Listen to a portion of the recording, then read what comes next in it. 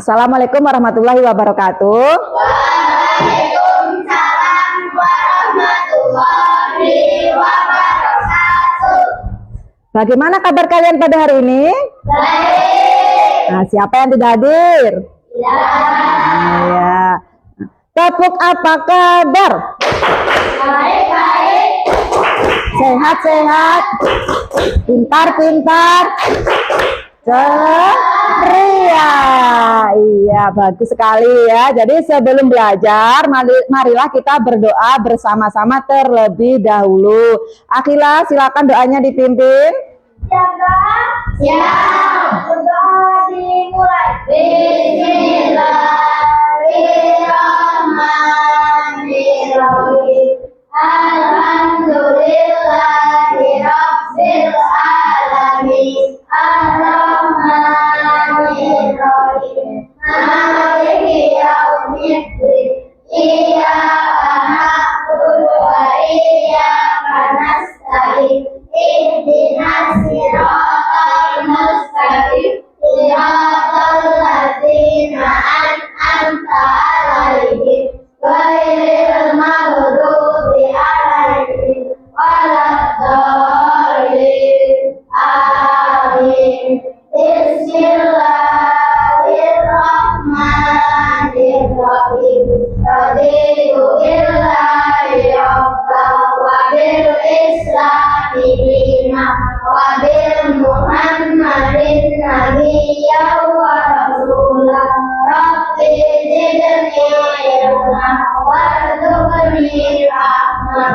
Rabbi shrah sadri wa yassir li amri wahlul 'uqdatam min lisani yafqahu qawli. Amin ya rabbal alamin. Nah, sebelum kita memulai pembelajaran, kita menyanyikan lagu kebangsaan kita dulu ya, lagu Garuda Pancasila. Ya, silakan berdiri terlebih dahulu.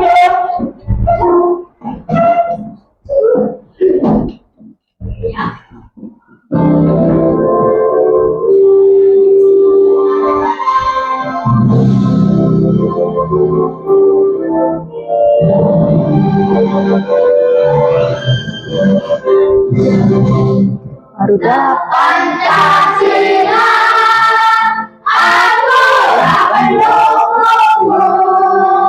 Patriot proklamasi, sedia berkorban untukmu. Pancasila dasar negara, rakyat adil makmur sentosa, pribadi bangsaku. Ayo maju, maju, ayo maju, maju, ayo maju, maju. Iya, silakan duduk kembali. Minggu kemarin kita belajar mengenai coding dan kecerdasan artifisial. Coding dan kecerdasan artifisial itu merupakan kecerdasan yang dibuat oleh siapa? Iya, oleh manusia. Tadi pagi siapa yang sarapan nasi goreng? Nah, ya Akila, tadi pagi sarapan nasi goreng ya. Nah, siapa yang membuat nasi gorengnya? Mama. Bagaimana rasanya? Oh iya. Nah, sekarang kita lihat bagaimana cara membuat nasi goreng itu ada langkah-langkahnya. Perhatikan ya.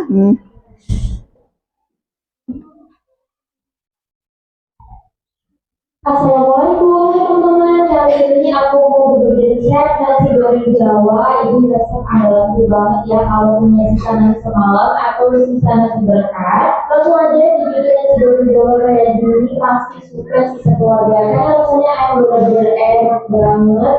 Itu juga sangat simpel dan gampang. Dan penasaran apa aja bumbunya, langsung aja campurnya.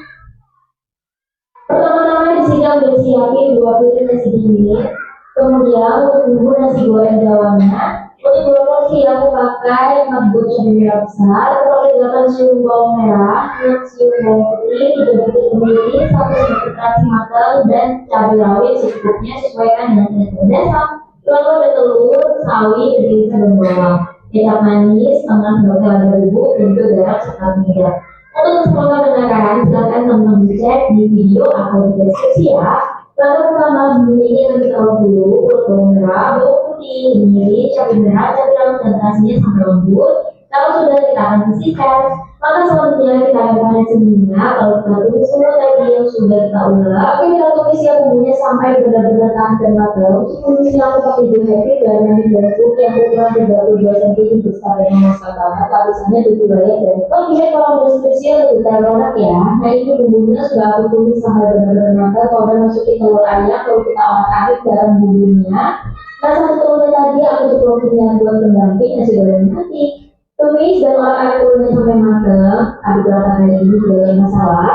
Kalau udah baru kita masukin nasi dingin tadi yang sudah disiapkan. Nah setelah nasi masuk langsung aja kita tunggu masukin irisan bawang, sayurannya, kecap manis, garam. Untuk lada bubuk ini opsional ya. Boleh pakai boleh tidak, kalau aku pakai dikit aja supaya nggak terlalu dominan rasa lada. Atau kalau kalian nggak suka juga boleh banget buat di skip. Oke teman-teman, langsung aja kita aduk nasi gorengnya bareng bumbu sampai tercampur merata ya. Pastikan tercampur dan tidak ada yang masih bergerindil supaya enak gitu yang makan nasi gorengnya. Nah teman-teman jangan lupa ya buat icip dan nikmati rasa hingga rasanya itu pas. Oke teman-teman, langsung aja dimasak nasi gorengnya sampai benar-benar panas dan juga matang. Kurang lebih seperti ini, dan ini rasanya udah enak banget pas aku coba ya. Rasanya mantul dan pas banget. Selanjutnya langsung aja bisa kita hidangkan selagi masih panas-panas. Kita tata dulu nasi gorengnya ke atas ini dan juga irisan timun dan juga telur tadi yang sudah kita ceplok. Taburi juga ya pakai bawang goreng supaya makin mantap. Nah ini nasi goreng bawangnya udah selesai aku bikin. Seriusan itu enak banget. Terima kasih ya kalau ada kita nanti di rumah pergi bikin nasi goreng Jawa kayak ini. Aku jalanin sekeluarga pasti suka sama rasanya. Ini benar-benar saya itu aku aja makan sampai kurang loh. Jadi boleh dicoba ya di rumah. Oke teman-teman, sekian video kali ini semoga bermanfaat. Kalau teman-teman suka sama video aku, jangan lupa klik like, komen, dan subscribe.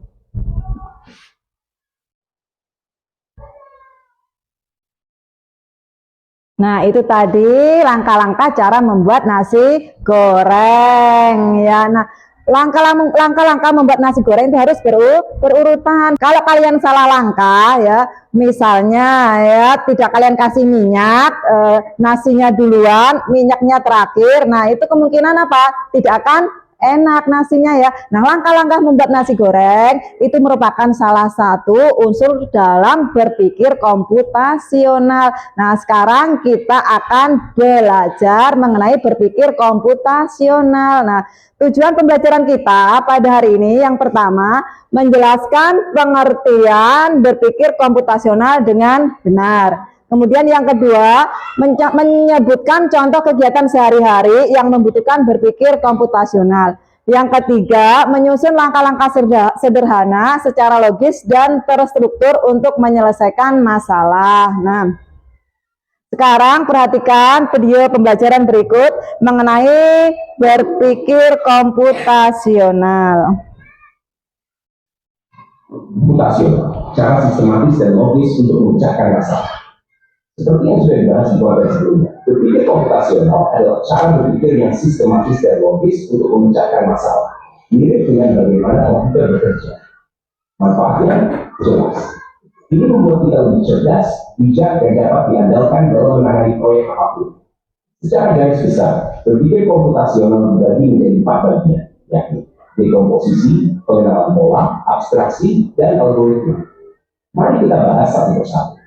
1. Dekomposisi. Dekomposisi adalah proses memecah masalah yang besar menjadi bagian-bagian yang lebih kecil dan sederhana, sehingga mudah dibawa. Contoh, jika kamu ingin membuat rencana untuk membangun rumah masa besar, dalam rencana tersebut, kamu bisa membagi kerjaan menjadi beberapa proses, seperti A. Proses membuat fondasi, B. Proses membuat rangkaian dinding, C. Proses membuat atap, dan seterusnya. Membagi proses menjadi lebih kecil ini disebut dekomposisi. Manfaat dari dekomposisi: 1. Memudahkan dalam memahami masalah yang rumit atau besar. 2. Kerja menjadi. Nah, kalian sudah menyimak video tentang berpikir komputasional. Nah, sekarang apa itu berpikir komputasional? Sini Zam. Apa berpikir komputasional? Masalah dengan cara menguraikan masalah tersebut dan membuat solusi yang dapat dipahami oleh siapapun. Iya, benar sekali.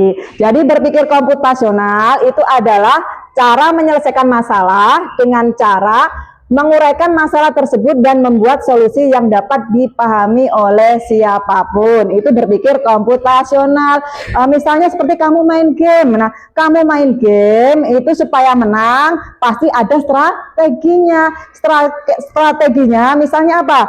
Maju, mundur ya, atau ke sana ke sini, itu supaya kamu menang. Nah, langkah-langkah supaya kamu menang ini termasuk berpikir komputasional. Nah, berpikir komputasional itu memiliki 4 unsur ya. Nah, ada dekomposisi, algoritma, pengenalan pola, dan abstraksi. Nah, apa itu dekomposisi? Nah, dekomposisi adalah memecahkan masalah besar menjadi bagian-bagian kecil sehingga kita dapat lebih mudah menyelesaikannya. Nah, contohnya ibu punya masalah besar nih. Nah, masalah besar ibu, ini ibu punya sampah banyak sini ya. Nah, ini kumpulan sampah. Nah, ini sampah ini sangat menjadi masalah besar buat kita semua ya, apalagi kalau kita membuangnya di sembarang tempat. Misalnya kita membuang di mana? Di sungai atau di selokan. Itu akan mengakibatkan apa?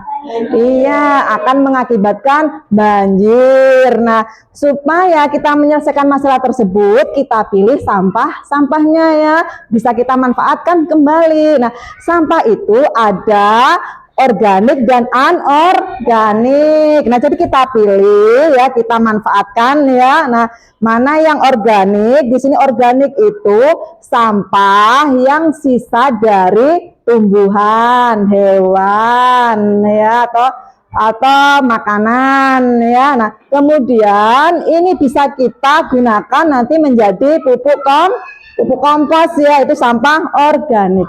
Kalau anorganik itu sampah dari non hayati ya. Ini penguraiannya sangat lama, sampai beratus-ratus tahun ya bisa terurai. Nah, jadi kita manfaatkan sampah anorganik ini supaya bisa bermanfaat dengan cara apa? Mendaur ulang ya, menjadi barang yang baru. Nah, sekarang kita pilih sampahnya mana yang sampah organik dan anorganik. Nah, perhatikan ini ibu yang ibu pegang, ini sampah bekas jagung ya, kulit jagung. Ini termasuk sampah apa? Organik atau anorganik? Organik. Jadi kita masukkan ke tempat sampah yang organik. Nah, kemudian ini sampah apa ini? Anorganik. Ini plastik ya. Jadi plastik ini termasuk sampah anorganik. Kita masukkan sampah di tempat sampah anorganik ya. Iya. Nah, kemudian coba si kelompok 1 silakan maju. Nah, kamu pilih mana yang sampah organik dan anorganiknya.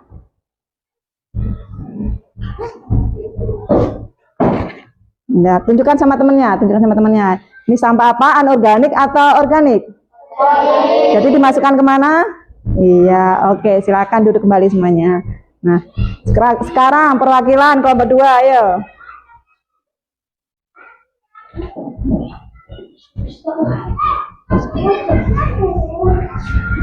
Nah, pilih, ayo kelompok 2, pilih yang mana? Iya, sekarang tunjukkan sama temennya. Nah, ini termasuk organik atau anorganik? Iya, ini termasuk plastik ya. Jadi masukkan ke tempat sampah anorganik. Iya, silakan duduk kembali. Nah, itu tadi merupakan salah satu contoh dekomposisi, memecahkan masalah besar. Masalah besarnya apa? Kumpulan sampah. Itu kan masalah besar ya. Kemudian kita pecahkan menjadi bagian-bagian kecil, yaitu kita kelompokkan menjadi sampah organik dan anorganik. Nah, itu nanti bisa bermanfaat buat kita. Organiknya bisa kita gunakan menjadi apa tadi? Pupuk kompos. Kalau anorganiknya bisa kita daur ulang kembali menjadi bahan yang baru. Nah, ada yang ditanyakan mengenai dekomposisi? Kalau tidak ada, kita lanjut. Nah, yang berikutnya Ini adalah algoritma. Algoritma ini adalah langkah-langkah yang dilakukan secara berurutan untuk menyelesaikan suatu kegiatan atau masalah. Nah, contohnya di sini. Nah, ini ibu punya pop mie. Nah, untuk membuat pop mie yang enak ya itu harus ada langkah-langkahnya. Seperti tadi kalian membuat nasi goreng. Jadi membuat nasi goreng tadi kan harus ada urutannya. Nah, kalau salah mengurutkan langkah-langkahnya tadi nasi gorengnya bisa tidak enak. Sama juga dengan pop mie ini. Kalau kamu salah ya tidak mengikuti aturan langkah-langkahnya di sini, pop mie-nya nanti tidak enak. Nah, langkah yang pertama coba sih Haura sini maju pintar. Ya, sini awas pelan-pelan. Nah, coba bacakan sama teman-temannya, ya. Nah, ini coba langkahnya, ayo ada ke sana. Iya. Buka sebagian tutupnya. Masukkan mix bumbu, sosis, soya, sayuran kering, minyak, bumbu, dan bubuk cabai. Yang kedua, tuangin air panasnya aja secukupnya aja, terus tutup lagi dan diemin selama 3 menit. Yang ketiga, dimix perlahan sampai bumbu tercampur merata. Pop mie rasa soto ayam siap diseruput. Iya, sekarang coba kita praktekkan yuk. Pertama tadi apa? Disuruh apa? Membuka tutupnya. Buka tutupnya dulu. Iya.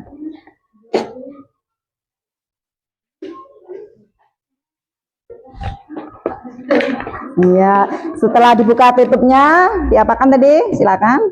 Iya. Masukkan apa?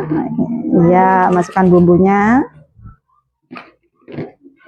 Bumbunya masukkan nggak, Bu? Iya, semuanya dimasukkan. Kalau tidak mengikuti aturan dari langkah-langkahnya tadi, popnya tidak akan apa?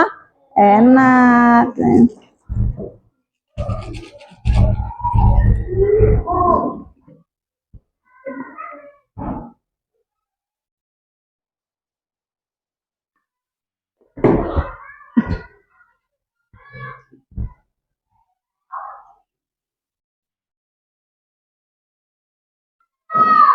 Baru diapakan? Dituangkan air panasnya. Oh, iya, sudah selesai. Iya, silakan duduk. Iya. Ini baru kita tunggu berapa menit baru siap diapakan? Dimakan. Nah, ini adalah contoh dari algoritma, yaitu langkah-langkah yang dilakukan secara berurutan. Jadi kamu melakukan sesuatu, ini kegiatan atau masalah, ini harus berurutan ya. Contohnya tadi membuat pop mie ya. Jadi harus apa? Dibuka dulu tutupnya. Kalau nggak dibuka, ya bagaimana kita akan menuangkan air panasnya ya. Nah, jadi harus berurutan. Kemudian kasih minyak sama bumbunya, baru dikasih air panas. Lalu siap dihidangkan atau dimakan ya. Itu contoh algoritma. Ada yang ditanyakan mengenai algoritma? Tidak ada. Kalau tidak ada kita lanjutkan. Nah, sekarang pengenalan pola yang ketiga ya. Pengenalan pola ini adalah sesuatu yang terus berulang. Pola dapat ditemukan di alam sekitar. Nah, contohnya kita temukan di alam sekitar itu misalnya matahari terbit di pagi atau di sore? Iya, jadi matahari itu pasti terbitnya di pagi hari. Kemudian akan terbenam di sore hari. Nah, pola memiliki aturan-aturan tertentu, misalnya berdasarkan ukuran, bentuk atau warna. Pola juga dapat berupa pola bilangan. Nah, ini contoh deret angka berikut ya. Nah, ini habis 2 berapa ini? Nah, habis 4? Habis 6? Habis 8? Habis 10? Terus? Iya. Nah, ini merupakan pola yang solusinya berapa? Iya, 2. Benar sekali ya. Nah, sekarang kita coba bermain game angka. Kalau ibu bilang angka genap, kamu bilang merah. Ya, genap merah. Kalau ibu bilang ganjil, kamu bilang hijau. Ya, ingat. Kalau genap tadi apa? Kalau ganjil? Hijau. Nah, sekarang dari si angka 5? Hijau. Angka 6? Merah. Ya. Terus angka 3? Hijau. Nah, angka 10? Merah. Angka 8? Merah, iya benar sekali ya. Nah, tepuk tangan ya, semangat ya. Nah, itu tadi merupakan pengertian dari pola ya. Nah, kemudian yang keempat itu adalah abstraksi. Nah, apa itu abstraksi? Ini adalah proses menemukan informasi yang penting untuk menyelesaikan suatu masalah dan mengabaikan informasi lain yang tidak penting. Tujuannya mengetahui informasi yang penting untuk menyelesaikan masalah. Nah, contohnya di sini Ibu punya ini. Perhatikan. Aku memiliki tubuh yang ditutupi bulu. Aku memiliki telinga berbentuk segitiga dan cakar yang tajam. Suaraku meong-meong. Siapakah aku? Siapa ya? Iya. Apakah benar kucing? Kita lihat. Iya, benar sekali kucing. Ya, tepuk tangan. Kucing benar ya. Nah, sekarang kenapa kok kamu pilih jawabannya kucing? Kenapa? Iya, karena kamu tahu meong-meong itu pasti kucing. Nah, itu tadi contoh abstraksi. Jadi abstraksi itu abstraksi tadi kita hanya mengetahui informasi yang penting untuk menyelesaikan masalah ya. Jadi yang pentingnya saja yang kita perhatikan. Nah, contohnya tadi meong-meong itu suara kucing. Nah, kemudian lagi ada contohnya. Nah, aku berkaki 4, tapi aku bukan hewan. Aku selalu ada di ruang kelas. Aku suka kamu duduki. Siapakah aku? Apa ya? Iya, apakah benar? Iya, kursi. Gimana kok tahunya kamu bahwa itu kursi? Iya, sering diduduki itu pasti kursi. Ya, nah. Kita ngerjakan LKPD ya, tugas kelompok. Itu bagikan tugasnya. Nah, cara mengerjakannya, perhatikan ya. Di sini ada bermacam-macam hewan ya. Hewannya ada yang hidup di darat, ada yang di dalam air, ada yang di darat dan di air, ada yang di udara. Nah, tugas kamu di sini, kamu gunting, kamu kelompokkan hewan tersebut hidupnya di darat atau di dalam air, atau di darat dan di air atau di udara. Kamu potong, kamu gunting, kamu tempelkan. Paham? Ada yang ditanyakan tugasnya? Nah, silakan dikerjakan.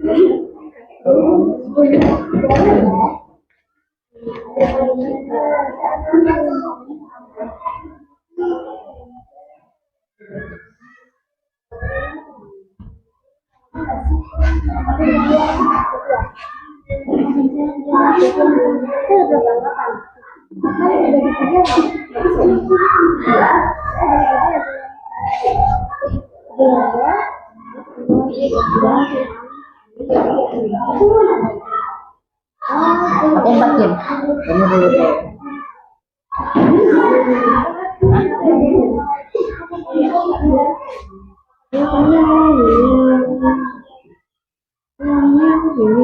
Sudah kah? Sudah. Iya, sekarang kita presentasikan kerja kelompok kalian. Nah, sekarang perwakilan kelompok 1 silakan maju ke depan. Silakan.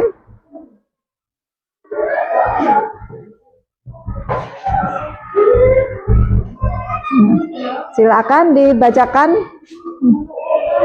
Hewan yang hidup di darat itu tupai. Hewan yang hidup di dalam air itu kuda laut dan ikan. Hewan yang hidup di udara burung.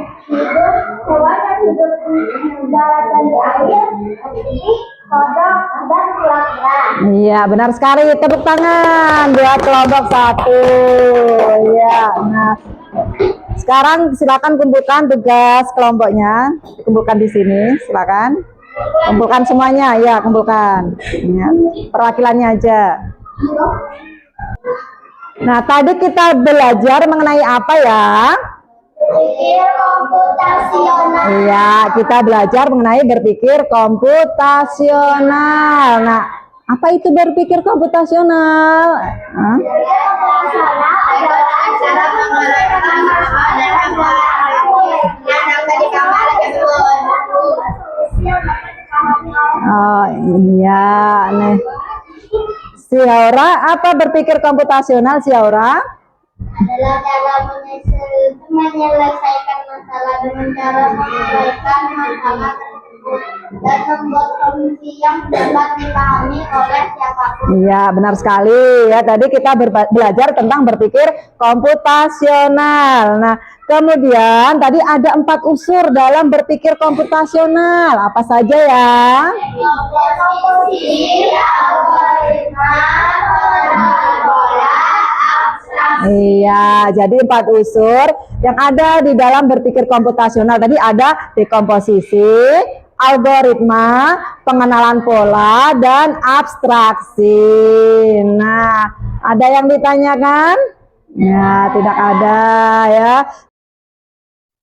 Demikian pembelajaran kita pada hari ini. Jangan lupa kalian belajar di rumah. Untuk minggu depan kita belajar mengenai konsep dasar kecerdasan artifisial. Nah, sebelum kita berdoa, mari kita bersama-sama menyanyikan lagu daerah terlebih dahulu. Ayo silakan berdiri.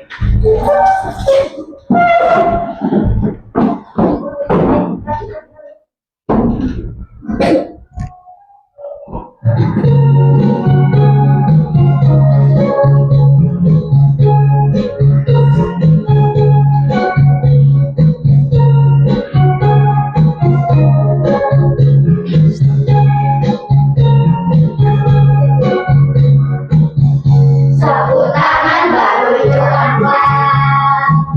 Sabunnya dimakan api, dimakan api. Sapu tangan baru coba. Sabunnya dimakan api, dimakan api. Turuk kanan di tangan. Kalau di badan, luka di hati, hancur sekali.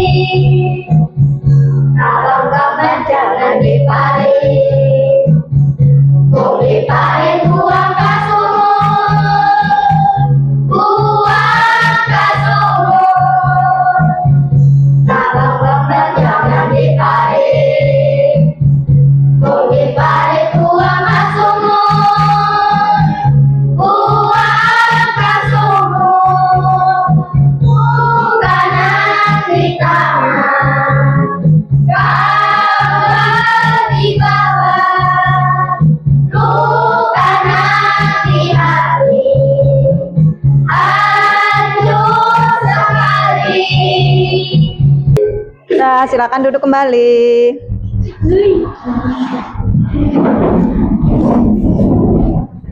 Nah, silakan si Habibi doanya dipimpin ya. Nah, yuk kita mulai berdoa. Kita berdoa, ya berdoa dimulai. Bismillahirrahmanirrahim. wal asri innal insana lafi khusri illal ladzina amanu wa amilus solihati wa tawassaw bil haqqi wa tawassaw bis sabri. Rabbana atina fid dunya hasanah wa fil akhirati hasanah wa qina adzabannar. Selamat ulang terima kasih Bu. Assalamualaikum warahmatullahi wabarakatuh. Waalaikumsalam warahmatullahi wabarakatuh.